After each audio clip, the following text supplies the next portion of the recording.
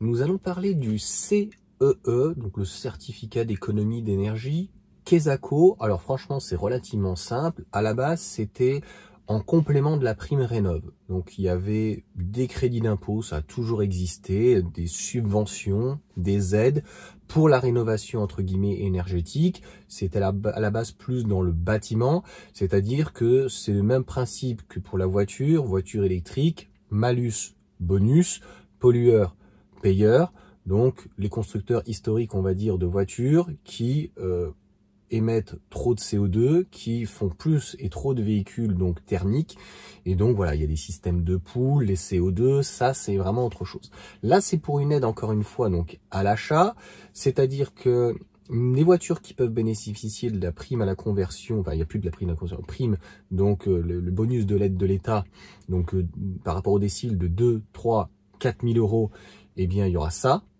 En plus, il y aura ce CEE entre 300 et 400 euros, mais aussi les véhicules qui ne l'auraient pas, eh bien, peuvent en bénéficier. Donc, exemple, ça a commencé en fait avec Renault. Donc, en fait, ils font des poules, ils s'associent éventuellement avec des sociétés comme Total ou autres. C'est des montages financiers, c'est horrible à dire. Donc Stellantis l'a fait aussi, et maintenant il y a Volkswagen. Donc Stellantis, notamment tout le groupe Stellantis, et on retrouve par exemple la T03 qui malheureusement est fabriquée en Pologne, qui est différente que le modèle chinois et qui aurait dû avoir le bonus, mais a priori elle n'intègre pas assez de pièces donc françaises ou européennes en tout cas pour pouvoir bénéficier du bonus, mais elle bénéficie, je crois que c'est 300 ou 310 euros donc de ce CEE. La chose qui est embêtante, c'est toujours la même chose. Là, c'est le consommateur qui paye. Le consommateur, toujours. C'est-à-dire que le gars qui achète son essence, Total, pollueur, pool, ils sont obligés donc de se mettre avec Renault ou autre, comme dans le domaine énergétique du logement. Il faut bien comprendre, ça on y reviendra vraiment très très rapidement, il faut bien comprendre. Et finalement, encore une fois, c'est le consommateur. Avant, c'était malus bonus, c'était l'État, donc c'était le contribuable, tu vois. Et c'est toujours la même chose. Qui paye, c'est toujours le contribuable ou le consommateur, donc le concitoyen ou le citoyen. Donc, avant, c'était, on va dire, sur les logements, passoires thermiques, et c'est plutôt une bonne chose. Mais encore une fois, comme c'est, tu vas payer de l'autre côté, on sait que ça gonfle les prix, c'est-à-dire que tout ce qui est travaux publics, ou en tout cas quand on va faire des rénovations sur des fenêtres, sur, ça va être, moi je sais, je suis là-dedans, donc là, sur le thermodynamique, sur l'isolation par l'intérieur, par l'extérieur, donc autant quand c'était des crédits d'impôt, ça peut aller, mais ma prime rénov', ou ce CEE, en fait, tout ça vient faire gonfler et finalement, ce type d'acteurs comme EFI et autres, en fait, ils se gavent. Ils prennent d'ailleurs une commission en fait sur ce qu'ils vont pouvoir donc faire aider pour dire que c'est un montage de dossier. Et là, encore une fois, on refait la même chose donc avec la voiture électrique. Je pense que la voiture électrique n'a pas besoin de ce type de choses si finalement, eh bien, il y avait des clients. Et on voit bien que les clients se tarient. D'ailleurs, sur ma petite chaîne, donc Bon Plan à petit prix, n'hésitez pas à vous abonner dessus. On arrive à 1000 abonnés. Et une personne me disait, j'ai le vendeur qui m'a dit sur 150 voitures qu'Aramis Auto, par exemple, vend, bien à peine 2, 3, 4 voitures donc électriques qui sont vendues. Est-ce que c'est la faute du vendeur? Est-ce qu'il y croit pas? On sait qu'il y a beaucoup de vendeurs, c'est souvent par méconnaissance. Mais on voit, et je l'ai déjà dit, la mayonnaise, elle prend pas. Donc, est-ce que c'est une bonne idée? Oui, ça fait toujours un petit peu d'argent et du beurre dans les épinards. Pour autant, si les constructeurs en fait veulent vendre des voitures, et bien dans ces cas-là, ils ont qu'à baisser les prix.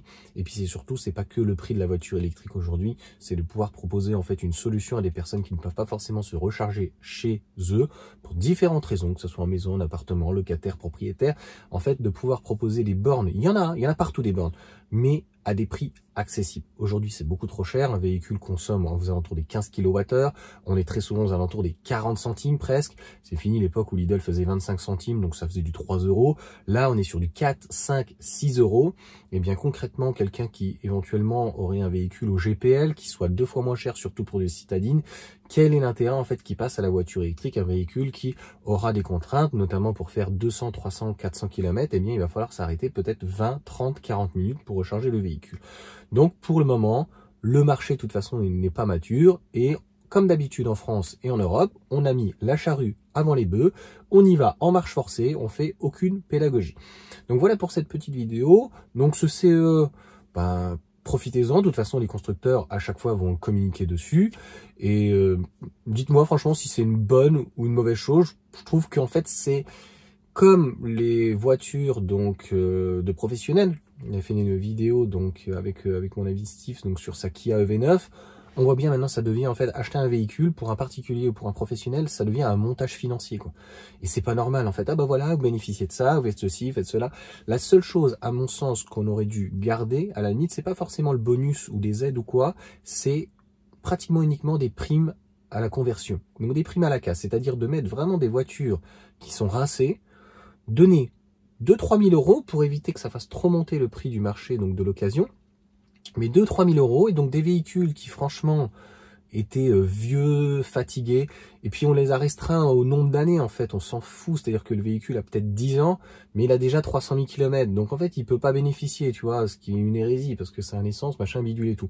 Mais là, clairement, d'intégrer tout le monde, et de dire, bah voilà, le véhicule, sa valeur est complètement dépréciée, parce que même s'il est récent, bah voilà, il est fatigué, il est cassé, il a été endommagé, peu importe, et donc ça peut permettre de mettre un véhicule qui est fatigué, qui est certes récent, ça peut être, tu sais, une 108 essence, elle faisait pas partie de la prime à la conversion de l'année dernière encore, mais s'il a 200 000 km, si le moteur en fait il est raide, ben on pouvait pas profiter de ce bonus, en tout cas de cette prime. Donc moi je serais plutôt favorable à un budget de 500 millions, même jusqu'à 1 milliard, 500 millions pour changer donc nos voitures, donc une prime à la casse de 2 ou 3 000 euros, et le reste pour de la recherche-développement, pour développer en fait le réseau avec seulement si, donc des conditions d'avoir un kilowattheure entre 10 et 20 centimes. Franchement, on le sait très bien, à 20 centimes, c'est pas un prix coûtant, hein, tu fais déjà x2. Hein.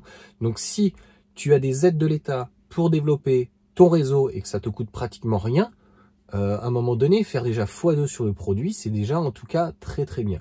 Voilà pour cette petite vidéo, voilà comme d'habitude de ce que j'en pense. Je vous souhaite une bonne journée, n'hésitez pas aussi à vous abonner. On file vers les 100 000 à la fin de l'année, on espère, donc après on verra le mois ce que ça va donner. Donc on est déjà à 51 000, ça avance au fur et à mesure. Et puis sur la voiture électrique, malheureusement, pour le moment, ça n'évolue plus. Donc dès qu'il y aura plus d'aide, je pense, ça va faire comme en Allemagne, ça va se réduire et puis peut-être que ça repartira en tout cas.